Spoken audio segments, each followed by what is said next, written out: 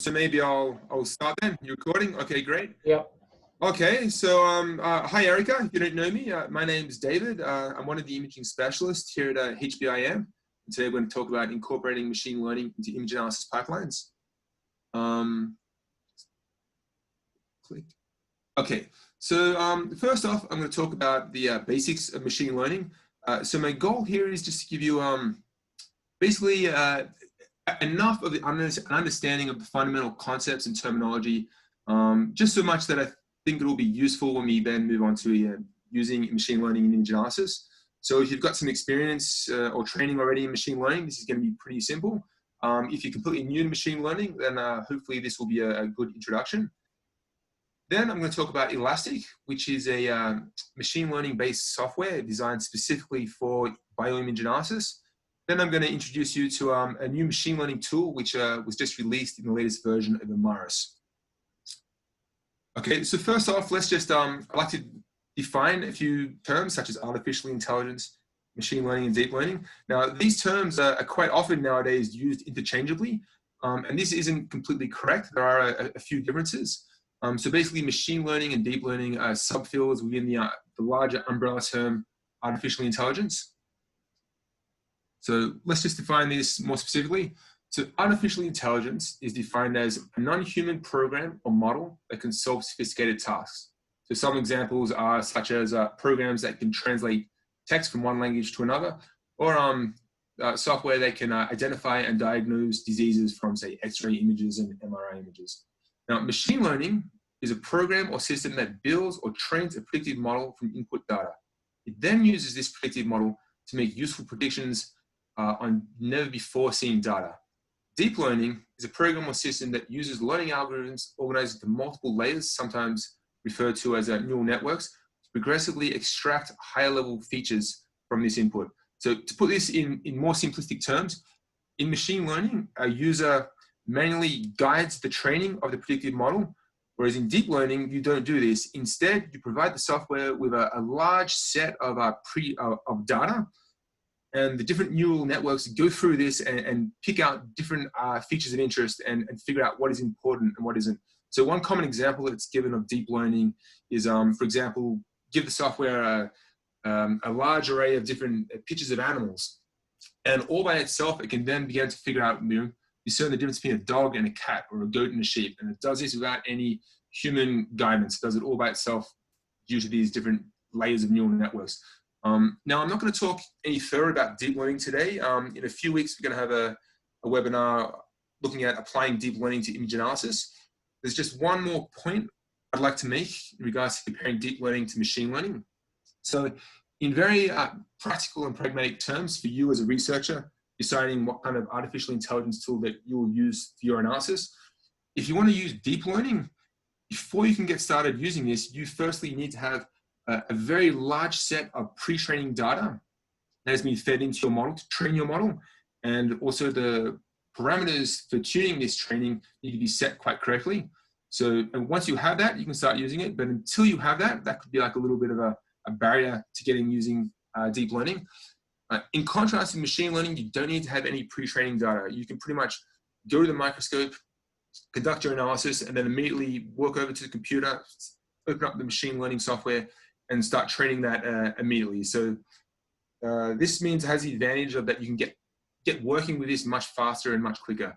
Now, deep learning can potentially, when it's done right, provide even better predictive power than machine learning. But as you'll see, machine learning is still a very powerful and useful tool. Okay, so now I'm going to talk a little bit more about the basic concepts and some of the terminology in supervised machine learning. So there are three terms here that we need to be familiar with: label, feature, and prediction model.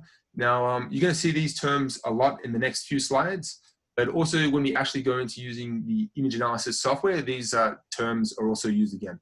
So a label is basically a defined category within your data set. So for example, you may be interested in looking at a certain cell type, a nucleus, an axon, blood vessel, whatever item of interest is in your data set, that is the label. A feature can be any aspect of your data set at all that you can quantify. So for example, in image analysis, could be raw pixel intensity, background subtraction, etc. And a prediction model is the algorithm that has been trained to make predictions on your data. So let's just walk through this simply. You start off with your input data, which contains your features.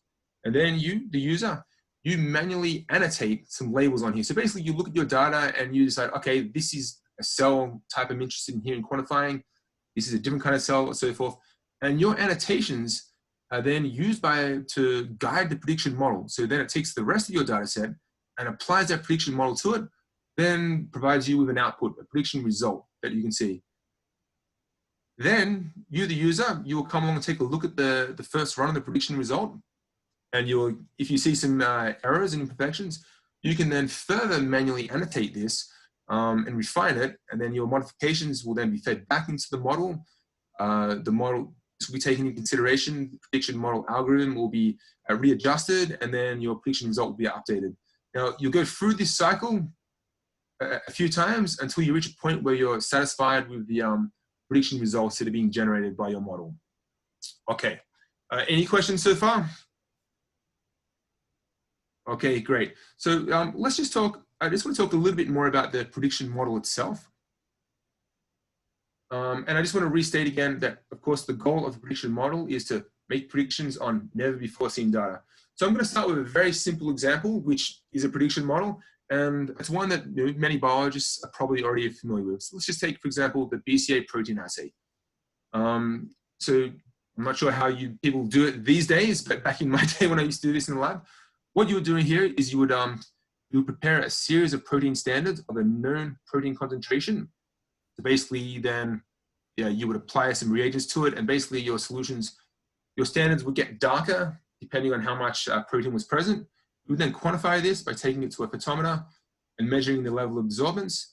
Then you would plot the known protein concentration versus the absorbance. And you would use a linear regression to develop a line of best fit that best represented your distribution of data. Then, of course, the whole point of doing this is you then take your unknown samples, your, for example, cell lysates, brain homogenates, whatever, and you would then take your absorbance data values for this and plot it directly onto your line of best fit, which is in some ways your prediction model, because you would then be using this to try and predict as accurately as possible the value of your unknown there. So basically, this is a prediction model right here. Now, this is termed linear regression, and it's represented by this formula y equals mx plus b. Now, I'm sorry to be showing you a mathematical equation. I promise this is the only one I will show all day, but it's pretty simple. So basically, the y-axis represents the value of the thing we're trying to predict, our label. The x-axis represents our data points in the individual specific feature of our data points. M is the slope of our line, the best fit, and this is really sort of the crux of our prediction model right here. And B is the y-intercept, which we don't really need to worry about today. So this pretty much fundamentally is what is happening in your machine learning prediction algorithm. Of course, today I'm just showing you a linear regression model here. In machine learning, you can have linear and nonlinear regression models. For today, it doesn't matter. The concept is basically exactly the same. There's just another two little differences I'll highlight about machine learning. The slope, instead of being expressed by M, is expressed by W and is referred to as weight in the machine learning field. And also in this example here, we've got a label and we've just got one feature we're looking at. In machine learning, you can look at many, many different features, and each one of them will be given its own separate weight or slope, as we see here.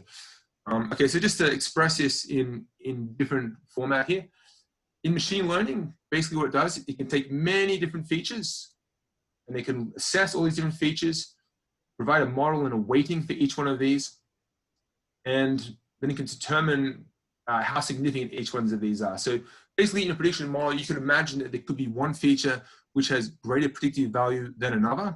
And this is, without getting too technical, this is going to be expressed by the weight of the line. So for example, it's feature 2, there was no correlation, it would actually be completely flat and have a value of 0.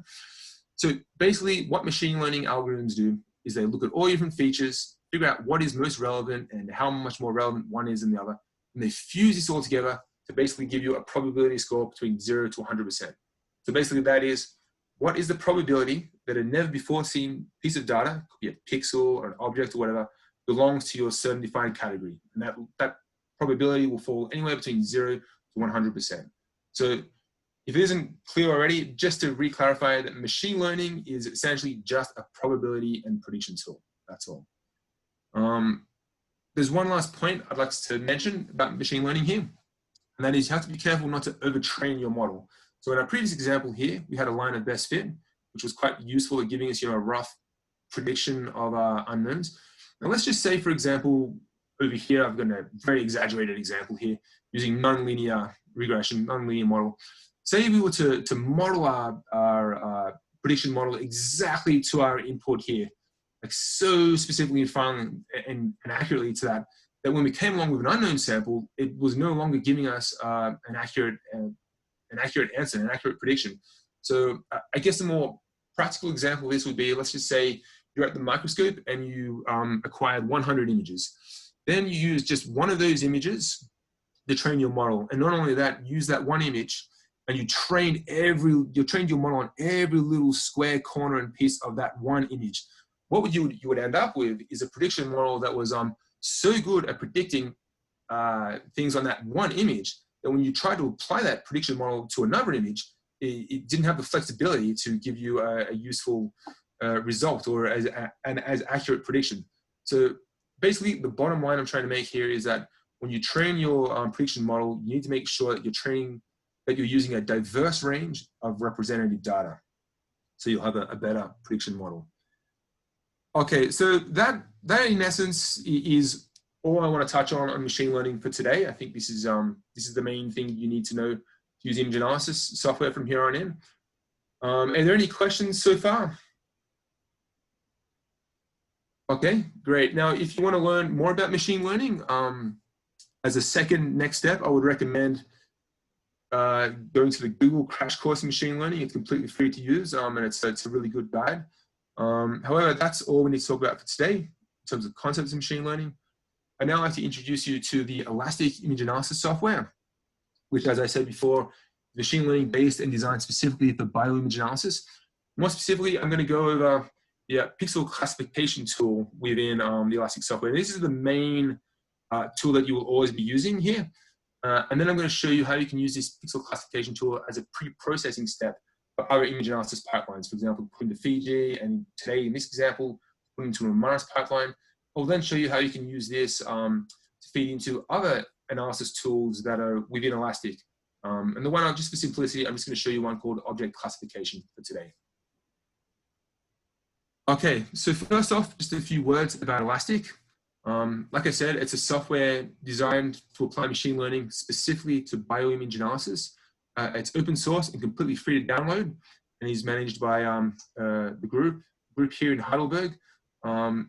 Also, if you end up using this tool in analysis in your publications, please remember to cite the group's publication here.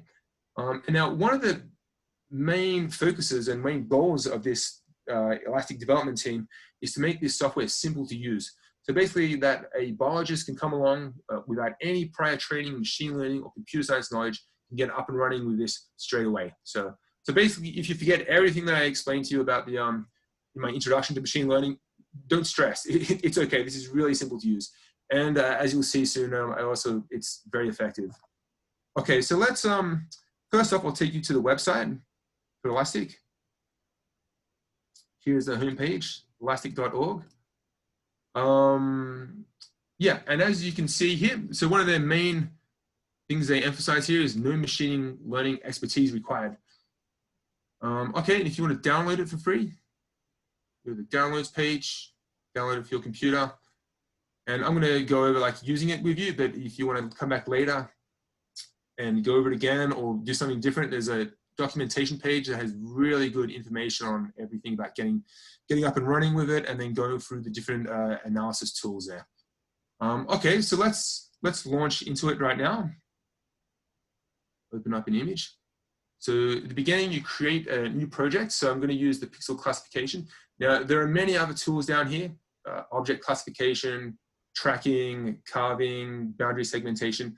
And you'll see next to it, a lot of them they specify the kind of inputs they need. For example, here, object classification, you need raw data, but you also need a pixel prediction map. So you need to do a pre-processing step with pixel classification before you can use many of these other tools here. So let's just start in here. We'll just find something to open up.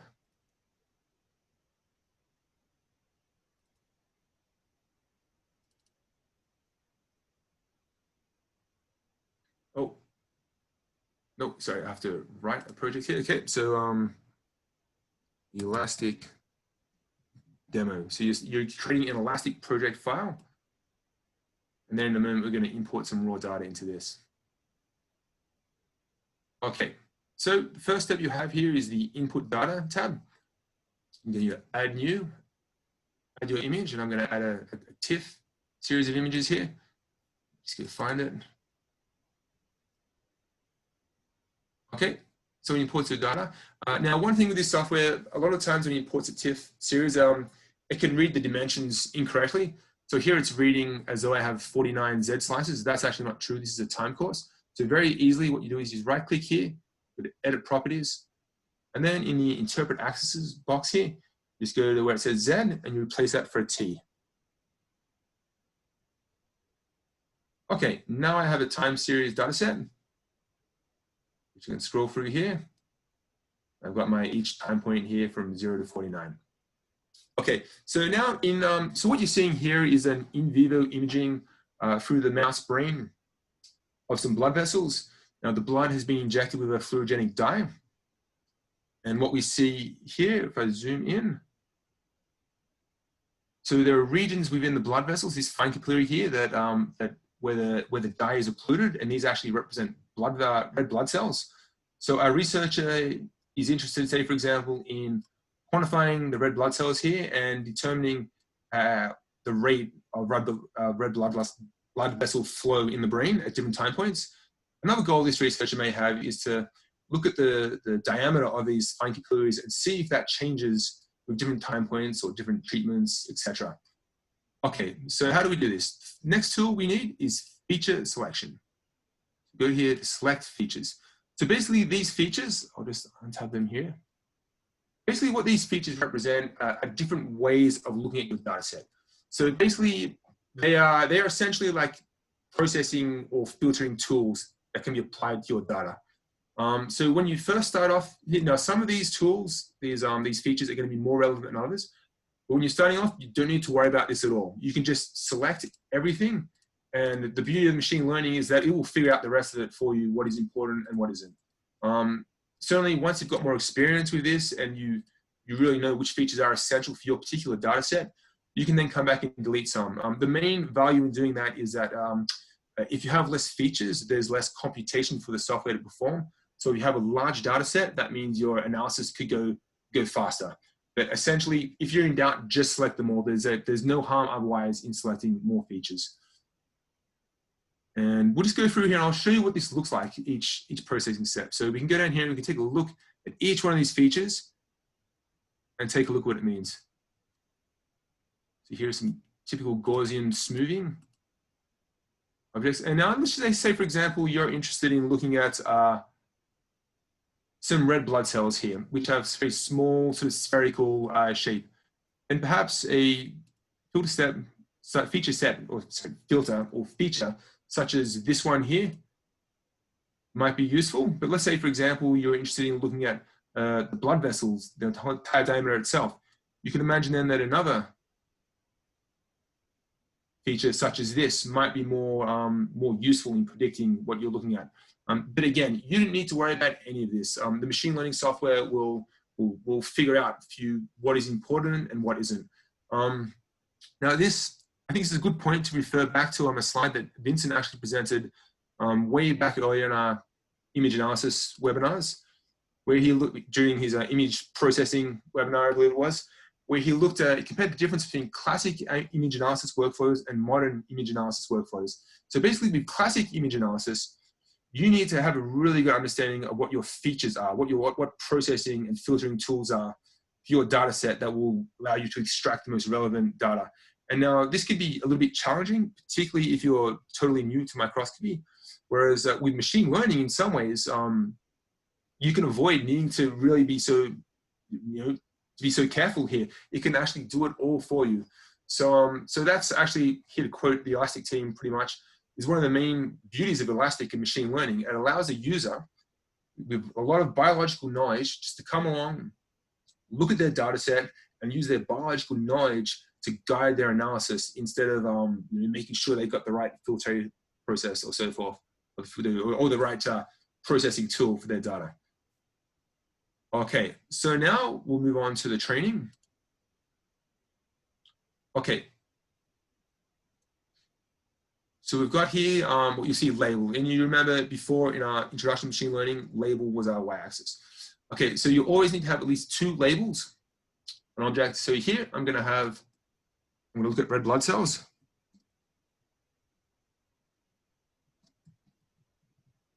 Here I'm going to look at background. Okay, and now what we do, we zoom in, and I'm interested in quantifying and classifying these red blood cells here. So what I do is I go and select red blood cells, and it's very simple to use. Over here you've got a paintbrush tool. You can control the size of this paintbrush.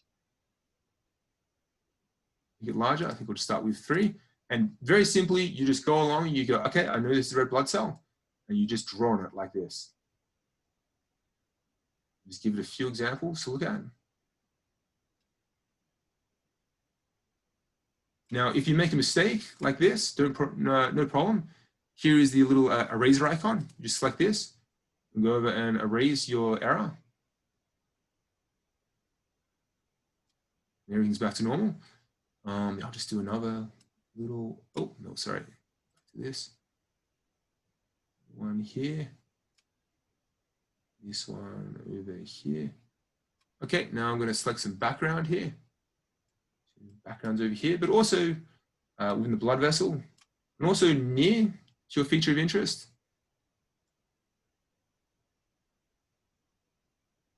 Like this, and also along the sides here. This is irrelevant.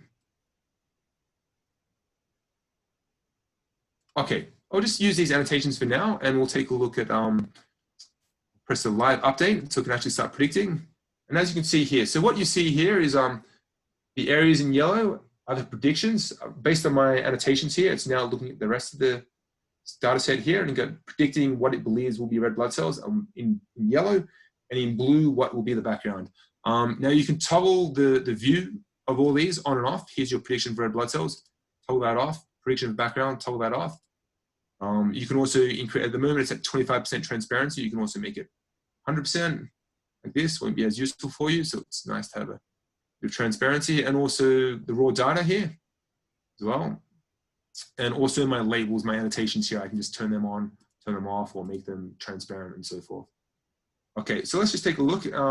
This is in one time frame. Let's move to another time frame and see how it looks.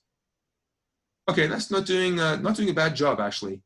Let me just take a look in here. I see a bit of yellow there. So I might just, I know that's meant to be background, so that tiny little bit, I'll zoom in a little bit. So what I can do is I can just cross that out, and you can see it's automatically updated. Okay, let's move down here. We have some red blood cells close to each other. Wait, I can also turn this probability off like this. Okay, we've got a bit of yellow in the middle here. So what I can do is go to background, just turn this off. The background, just go right through the middle there. Update it. Already it's changed. I'll just re-labels here. See as I go through, updates things. Okay, now we'll zoom out. Oh.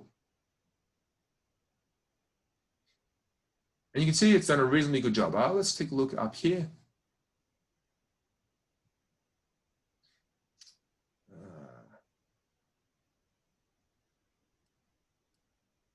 Let's take a look at the raw data here. That's meant to be a red blood cell there. It's not really being predicted that strongly. Go in here and yeah, there we go. Now this other little gap is now being recorded as a red blood cell. Okay, so as you can see, it's pretty easy to use and it's pretty powerful as well. Background there we go. Any questions so far? Okay. So now, okay, when you're satisfied with this, what you can do is export this data set here. That's what you'll do then. Now, if you want to use this training right here as a probabilities, like for another one of the tools within Elastic, such as the object classification or the multi-carb, you have to export the probabilities. Click on here, and you need to make sure it's in the HDF5 format. That's what it's designed to work best for. So you just go on here, you select the folder you want to save it to here, and you basically, otherwise you can leave everything pretty much plain. Select the folder, save it to here, go OK, then you'll come over here and hit export, and it would export that to you. Also, instead, if you want to export this just as a TIFF file to be used later in oh, by the way, you can use the HDF5 files in Fiji. You just need to download the plugin, the Elastic plugin for Fiji, and it will work quite fine. However, you can also choose to export this as a TIFF to then later use in, say, Imaris or so forth, TIFF sequence. Now, there's just one tiny little bug I'll let you know. Sometimes this works from this dialog box here, and other times it doesn't. Even when you convert it to like an 8-bit or 16-bit unsigned data set, sometimes it may not work entirely. However, if you come along here to your preview and you right-click on it with export, then you select TIFF, it works all the time. So don't ask me why. That's just one little thing there. But again, if you have any doubts, just save it as a HDF5 and use the Elastic plugin to open that up. So you then go, let's just put it into somewhere, demonstration. Okay, hit OK. Then it starts exporting your data set into a TIFF file here.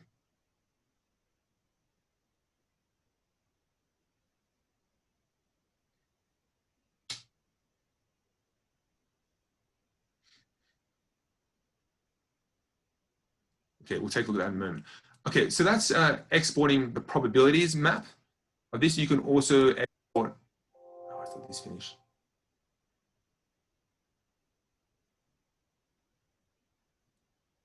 You can also export a simple segmentation.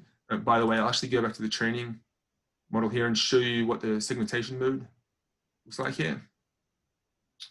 So this may be useful for you. It may not. It doesn't really matter, but you can export it anyway. Simple segmentation. Go over here, export, just like I showed you before. Okay. So now there's one point I'd like to just elaborate on to make sure you're all clear about this this probabilities image that is being exported. So basically, as we've shown, here's an image from a previous talk from Vincent or Kelvin. Basically, a digital image from a microscope is an array of pixels with a different number, and those numbers correlate to the light intensity at that particular location. Okay, now with an image that's been exported from Elastic or machine learning, instead of an array of light intensities, it's actually an array of probabilities that something belongs, a pixel belongs to your label, your category. So this ranges from 0 to 1.0. So as you can see here in the middle of this dot feature here, it's 1.0, 99%, 95, 77, and 0 out there. So let's now take a look at the export of data from this. Okay. Okay, yeah. So here, sorry, I'll just zoom this back out. So here's the raw data that we were looking at before, that we're analyzing. And here's the probabilities prediction export that we've just made. So move this over here. Okay.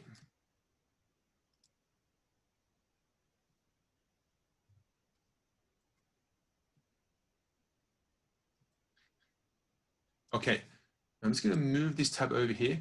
Now, when I move the cursor on this image here, you can see just above my cursor, it's a bit, I can't point to it, my cursor goes away. You can see an item says value. Value equals 8.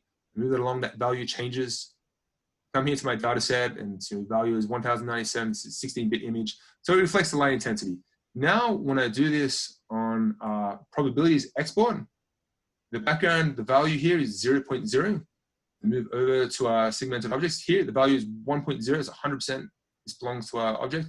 As I move away, it's now 94%, 91%, 58, here 1%, and so forth. So basically, that's just something you have to keep in mind. This is an array of probabilities. So now when you go to post-processing on your data set, say in Fiji or Imaris, this probabilities here, for looking at red blood cells, is going to be much, much more useful for, say, segmentation and different kinds of analysis. And I'll quickly just show you the segmentation results as well.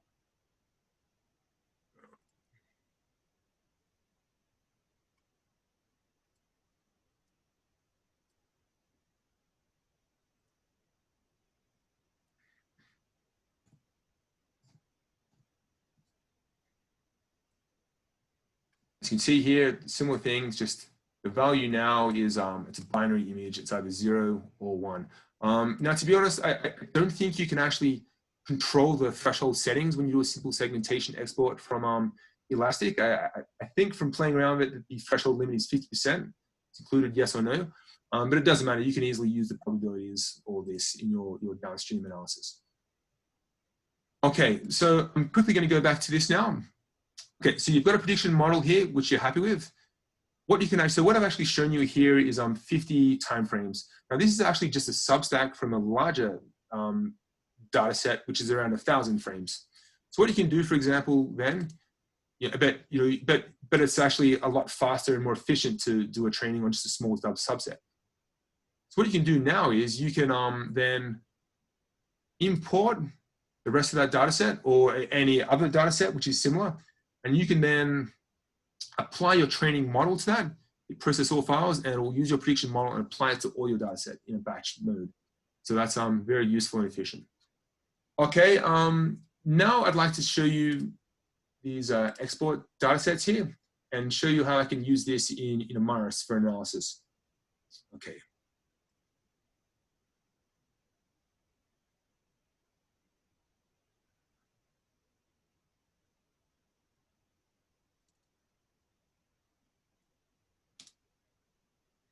Any questions so far? I actually have a question. Can you hear me okay?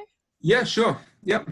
So one of the questions I had is whether it's possible to train the prediction to ignore certain areas. So like, for example, if we use the red blood cell one here, what if we wanted it to ignore the primary branch and only focus on the secondary ones? Can we train it to do that, or will that sort of mess with the algorithm? Oh no, you definitely could. As you can see here, this is very different. Like what features you would have here, these objects here are very small and so forth. Over here, it's going to be quite different. So I think in here, I haven't worried about that, and the main reason for that is because in Imaris later, where I'm going to use it, I just crop that away completely, and when I do segmentation on these small little spots based on their size, all this rest of this stuff is gone away. But yeah, that's a good question. You can definitely do that. So what you would probably do then is use background and annotate these regions as well, and that would be one way you do it for sure. Perfect. Thank you. Yeah, no worries. Okay, so now we're in Imaris, and here is the raw data channel we started out with. And I've imported the prediction from Elastic for the red blood cells. As you can see it, does a nice job here. Very clean, yeah, very clean data to use with. And then I'm not going to go over the spots and filaments and surfaces creation. I've shown that before, and it's pretty straightforward. I can talk to you about that, but I'm going to show you here. I've used the spots function to then quantify all these red blood cells here. So now I've got a bunch of data here. Seeing time. And I can get statistics on this. I can get the overall number of red blood cells at any particular time point. I can get more information on this, such as the acceleration, wait there, the distance, displacement length, and the speed and so forth. Okay, so now, I mean, it is possible to do this with just the raw data in Imaris, but trust me, it's nowhere near as accurate as using Elastic. and there are a lot of different steps you have to use, and it takes a lot more time to do. Okay, and now we're also interested in looking at the blood vessel diameter. Oh, actually, I haven't shown you how to do blood vessel diameter. I'll just show you quickly in Elastic. I'll open up another one here. So, oh.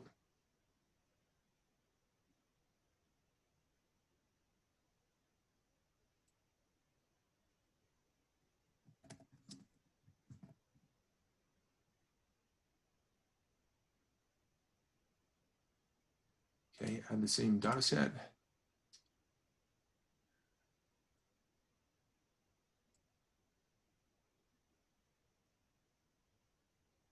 Okay, again, change this. Z should be time. Feature selection. Again, select all features.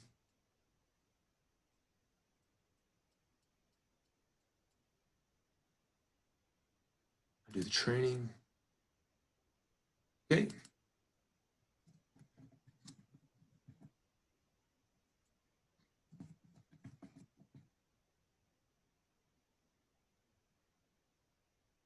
Now I just simply on the entire blood vessel.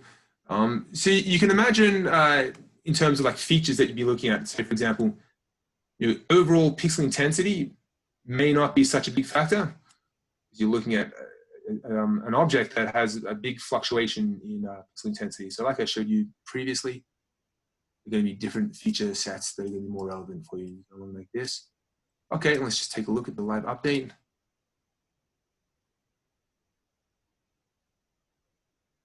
And a little bit, and there you go. I won't go into details of this, but you can see that it does a reasonably okay job. And I just touch up here and so forth, get it a little bit more accurate.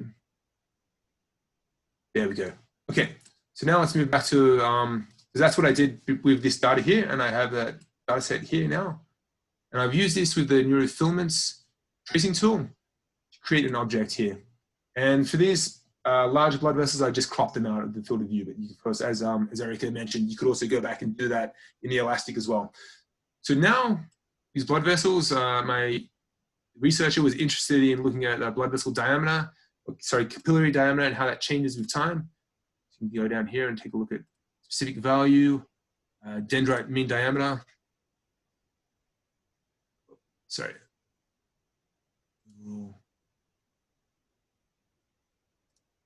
Detailed average values. Here we go. Dendrite mean diameter. You can take a look at how that changes with time, and you've got a whole range of different statistics here, which you can export as I've gone over previous talks on Imaris. Okay, so and again, it's possible to do this just in Imaris by itself, but trust me, from trying it, it's much faster and more accurate using Elastic. Okay, any questions so far? Okay, so now I'm going to go back to Elastic. I'm going to shut this down. God, open up a new batch. So now I'm going to talk to you about some of the other tools that are present within Elastic. Just opening up a new dialog box.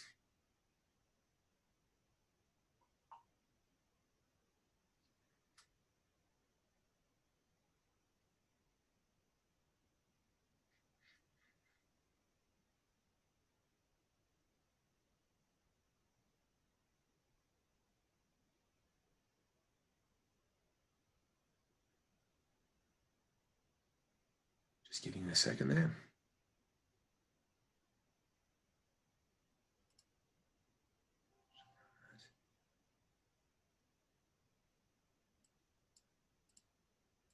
Okay. So the next tool I'm going to show you is called the object classification tool. So the inputs for this are raw data and a pixel prediction map. So that means I firstly need to use the pixel classification tool. I'm going to call this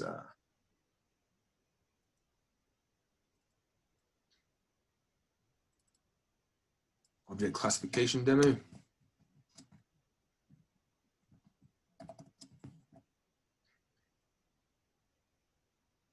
Yes, okay, I'm going to import my raw data that I'm interested in using.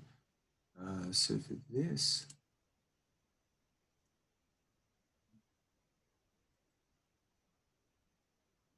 Okay, so in this image here, we've got a bunch of different cells. And as you can see, there's two quite distinct morphologies of these cells, these large, less intense ones, and these more sort of concentrated, bright ones. So for the first step in the pixel classifier, I'm just going to train the model to recognize cell versus background. Okay, so again, feature selection, I'm just going to select everything.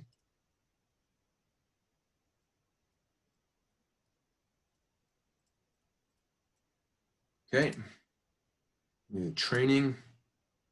Okay, I'm going to call this cells, call this background. Okay, now I'm going to get to work. Just annotate some of these cells here.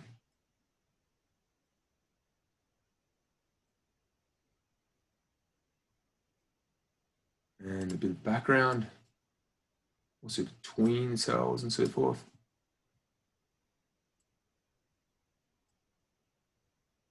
Okay, now I'm going to update the prediction model. We'll see how that looks. Okay, it's already done a reasonably good job. Let's turn this off for a second. It's missing some of the edges here of this cell, this dimly lit cell. So I'm just going to adjust that. There we go. And that's pretty good. Okay, so what I'll do now then is come along here, prediction export, probabilities. Would export this as HDF5 format, and I'll just we'll go to that now. Close this down, reopen Elastic.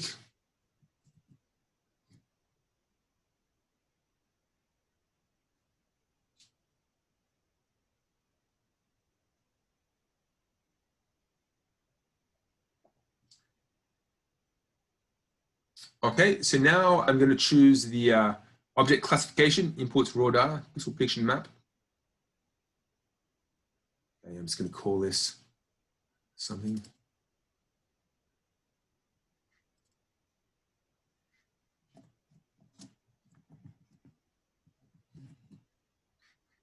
Okay, make a new file here.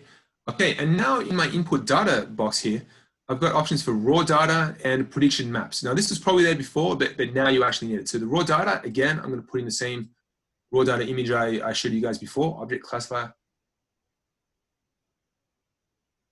That's raw data. And now I'm going to go to prediction maps tab, and I'm going to import the probabilities I would have just exported. So that's going to be the H5 object predictions. I believe that's it.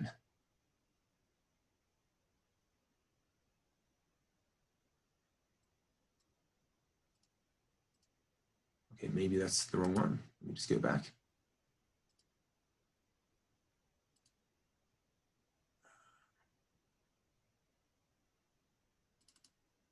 Okay, there we go. So this is the probabilities we have created with the pixel classifier just a few moments ago.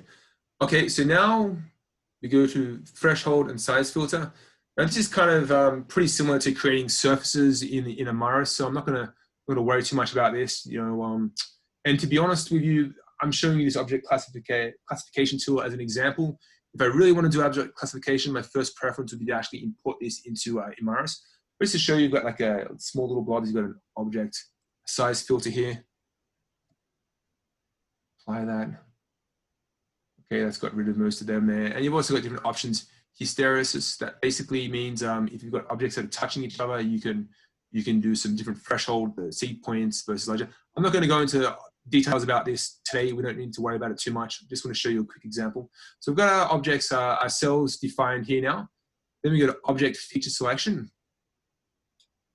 Now this is very similar to what the features we were selecting for our pixel classification, only it's looking at different kinds of things, like for example, features that are more specific to objects such as cells like convex hull, skeleton shapes, and so forth. I'm not going to go into major details here. Again, the software is going to figure out what features are most relevant for you. There's a little bit more focus on not choosing too many features here because unlike in the pixel classification tool, each individual pixel was a data point. So the ratio of data point to features was actually very high. Here, each cell is a data point, so that ratio is a bit lower. And that's something, if you didn't have enough cells, that could be something that could be an issue. But for today, we don't need to worry too much about it. I'm just going to go select all, excluding location data. Okay, now we move to the object classifier. We basically train the data set. So at the moment, the binary mask is on all of them. So you can change the transparency of that. I prefer just to turn it off. And again, just like we were doing before with pixel classification, I'll go label 1. Okay, so I'm going to break these cells down into 2 different classes. One is large and quite dim. I'm going to call them healthy cells, and these other ones are small. And to my eye, they look kind of like apoptotic cells, so I'm going to call them sick cells. They're healthy, and let's just pretend they're sick. Okay, so what I do now, using my paintbrush here, I go along to my cells that I believe are healthy.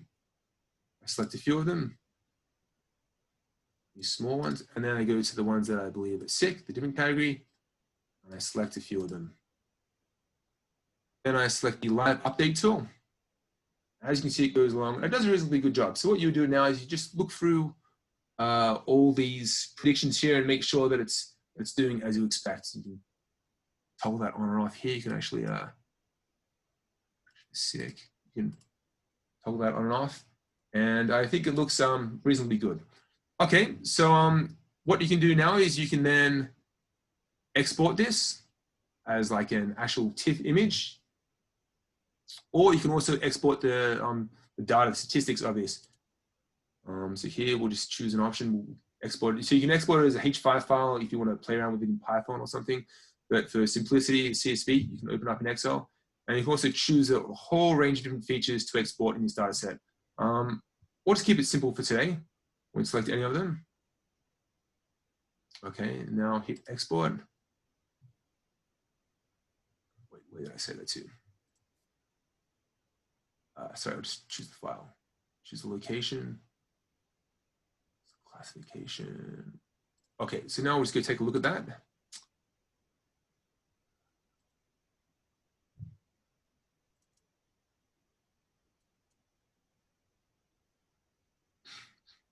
Okay, so what you have here is an Excel file. Each cell has an object ID. Then it has its predicted class, it's healthy or sick. And not only that, you have the probability. So for example, object 1 is classified as healthy, and it's being allocated an 83% chance of being healthy versus 17% chance of being in the sick category. So you get that for all of your objects. You also get, on the side here, it lets you know which individual objects you used in your labeling training steps. And you also have some more statistics like the size of your objects, and etc. Okay. Any questions at the moment? Okay. Okay, so that's basically all I want to show you about Elastic today.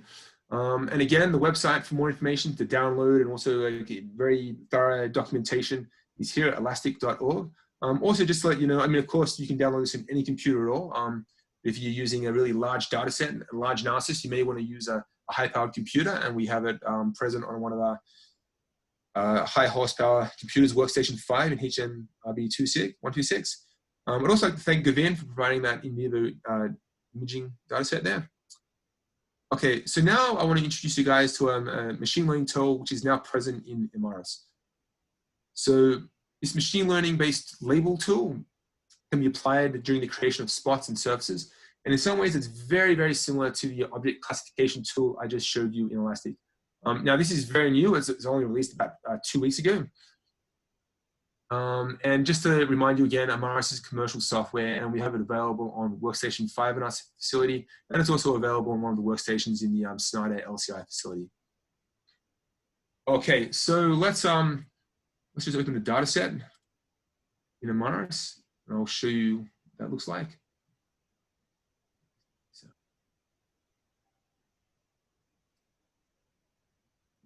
no, okay.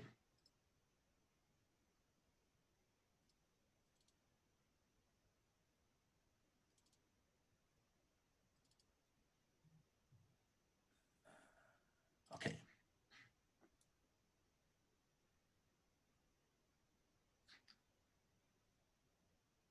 Oh, and by the way, I didn't mention this, but I think any of you who use Imaris will be familiar. When you have your TIFF probabilities export, you then use the Imaris file converter file here, which is free to download to convert to an IMS file, and then open it in Imaris. Okay, so here is the the raw data that I used previously in the in Elastic, the object classification. So we'll just go through this quickly. For those of you, I've done a webinar before on segmentation using Imaris. And if you weren't there for that, then just you can send me questions anytime and I'll go through it. But now at the beginning of the surface creation dialog, there's an extra box here which says classify surfaces. So you need to, in order to use the machine learning tool, classification tool, you need to make sure that this is selected on at the beginning. We just go through this just very simply. I'm use background subtraction. The diameter of my cells here is around 50 microns. Okay, I want to split touching. Oh, I want to adjust the threshold. There's a few dim cells here which aren't being detected. So just increase that threshold there a bit. I want to split touching objects. Set this to around 40. Okay, I've got few objects detected. A few are missed out, so I'm just going to increase that threshold there. Okay, my objects being detected.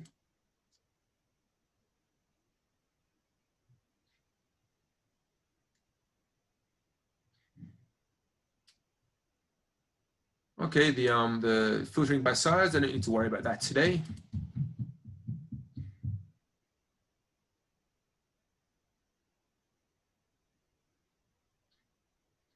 Okay, now this is the feature that's new in the surface creation with the classification wizard. So what you can see here first off is filter 1D and 2D. Now these are pretty much the same as in the previous version where you use different filters and a slider down here, only that it gives you a bit more of more intuitive interface. I'm not going to talk about them today. I'm going to talk about this final one here, which is the machine learning interface here. Okay, so I'll just slide this up. Now here you have two labels, two data sets, and you go through and you just annotate which cell segmented object belongs to one category or another. So the user interface here is not as awesome. You don't have an option to make it transparent. I'm sure in later releases it will be. So I'll just turn this on and off. So I'll just zoom into this region here.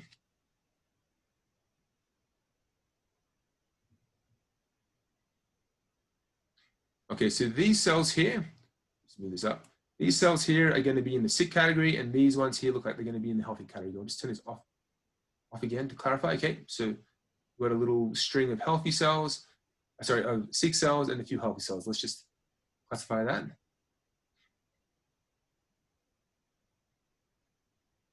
So we go on, we just select these cells which we believe belong to the sick category. We'll add to the healthy category, select a few of these cells. Select add to the next category. Okay, and then we can hit train and predict. So before I do that, I'll just explain to you what these other tabs here are. So the settings tab, it shows you all the different statistics tools, or basically features that that the Imaris machine learning algorithm has in order to compute the difference between your two defined cell types. And here's the features tab. Now, until you've hit the train and predict button, this is going to be empty. And once you hit the train and predict button, what it's going to do is it's going to show you which of all these features are actually relevant to your data set, and also rank them. So I'll show you that. We'll come back to that in a moment. So here, I'm just going to hit train and predict. Okay, let's see what kind of job this has done. Okay, let's just move over to a region and see how accurate it's been. Let's move into here. Just turn this off. So we've got a few sick cells here, a few healthy cells. Let's just see if that's right. Okay, so this cell here is classified as sick when it's actually should be healthy. Just going to select it. Add it to the healthy batch, and the software is revised. So you get the gist from having looked at the Elastic pipeline. Just go along, see until it's doing a good job. Then yeah, that's how you do it. So basically now, if we go back to this tab here, the features, it's now so we had all this big list of different features that it could potentially look at. Some of them are unselected, but it's just taken the ones that it's decided are actually relevant to your data set. Yeah, I'll just expand this out a little bit.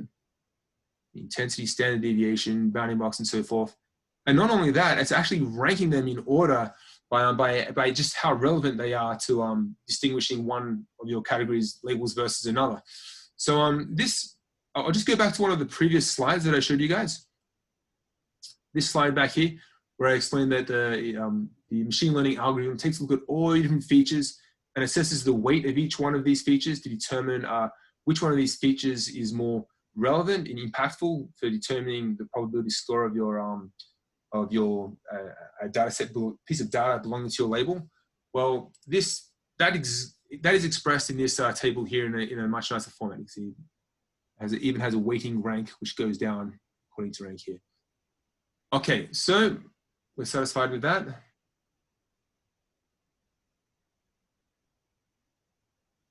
We create our surfaces.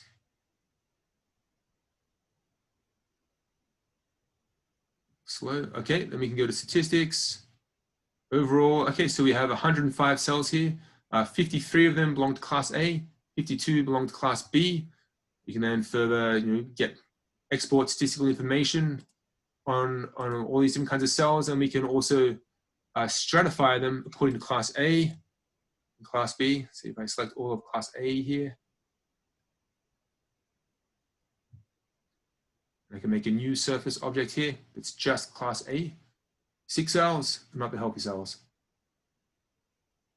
Okay, yeah, so that's pretty much it in a nutshell, in the time frame that we have today, guys, that I wanted to show you. So are there any questions at the moment about the new machine learning tool in Imaris? Okay, so then basically in summary today, we've gone over the very basic fundamental concepts of machine learning, just enough to sort of have enough useful background knowledge to apply this to image analysis in machine learning. I've introduced you guys to the Elastic software program, specifically how to use the pixel classification tool and how you can use this as a pre-processing step into another image analysis tool such as Fiji, or in this case Imaris, or some of the other analysis tools within Elastic, and also introduce you to a very new machine learning tool in Imaris. So hopefully from this talk, I've been able to convince you that machine learning is it's something that's very powerful and it's very easy to use, and you should start considering it as a standard tool in your image analysis toolbox, and you can use it right away. Okay, so with that, thank you everyone for all your attention. I really appreciate it. And are there any questions? Any more questions before we finish up?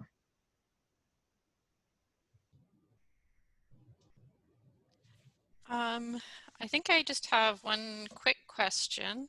Yeah. I think basically what I'm hoping to use it for is to help salvage and better analyze data where like intensity in places may not be very high, so other programs aren't able to do that sort of interpolation. So like especially with like dendritic spines, like it's missing the neck, and then as a result it ends up missing the entire spine.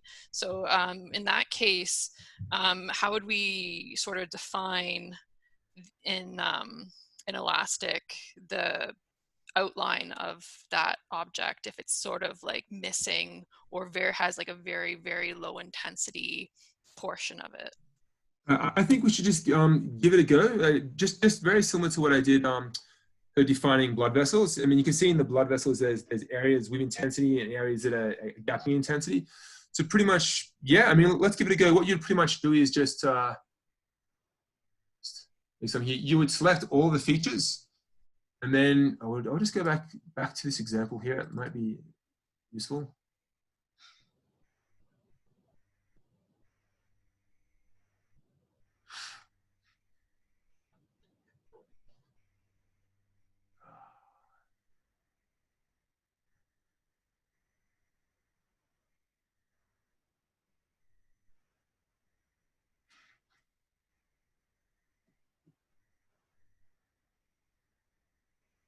Okay, feature selection. So I'll just go back to the point where I showed how different features look at the data in such different ways that some of them may hopefully be relevant in your instance as well. So basically, yeah, here we go. We'll zoom in. Okay, so yeah, for example, one of these sets here may not be useful for your data set because you've got like a piece of the dendrite that's present and part that's blank. If you go down to some, as you use different filtering tools, it sort of starts to merge together a little bit more, and it might be more relevant to what you're looking at. So basically, yeah, as you saw previously, when I defined the red blood cells, I was looking at just like labeling very little tiny objects here and the background around it. Whereas when I was doing the whole blood cell, I was actually labeling the exact same pixels that I use for red blood cells, but also in the context of a much larger structure. So, I mean, I'm hoping maybe with your specific data, it's hard to say without looking at it, but if we were to define, like, you know where the dendrite is, even if it's faint, if you just manually annotate that whole region, you know is a dendrite, even if there's some pixels missing, with some of these different filtering tools, the way it treats your data, it's going to sort of pick up on that. So, yeah, let's give it a go. It's definitely possible. Awesome. I'm really excited to start getting to work on it. Thank you. Yeah, sure. And if you want, we can have like a Zoom session on one of the computers, on my computer even, or your computer, and we can go through it together if you want as well. So just and we can sort that out. Awesome. Yeah, there's, thank you so much. if I might pitch in here, we could also look into histogram equalization prior to doing machine learning. So that will not conserve your intensity with respect to your original image, but it might increase your lower intensity areas so that it's easier to segment afterwards. So we could do like both a pre-processing and a machine learning to solve that problem.